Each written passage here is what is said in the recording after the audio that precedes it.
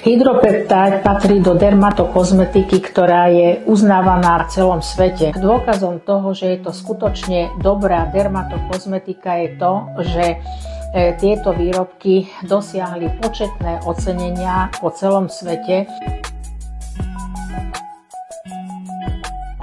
Čo by som ako lekár naozaj ocenila, sú to overené štúdie, na ktorých sa výroba týchto prípravkov zakladá. Je to odskúšané na množstve projektov, čiže nepokladám to za nejaký výstrelok, ktorý je módny teraz, ale skutočne je to na vedeckom podklade. V dnešnej dobe vďaka vede, vďaka skúmaniu rôznych druhov enzymov a peptidov a vďaka veľkému boom v dermatokozmetike sú rôzne výrobky, ktoré starnutie dokážu spomaľovať alebo teda zmeniť tých anatomických štruktúr, ako keby zreparovať. Sú to zložky, ktoré obsahujú peptidy, konkrétne hydropeptide.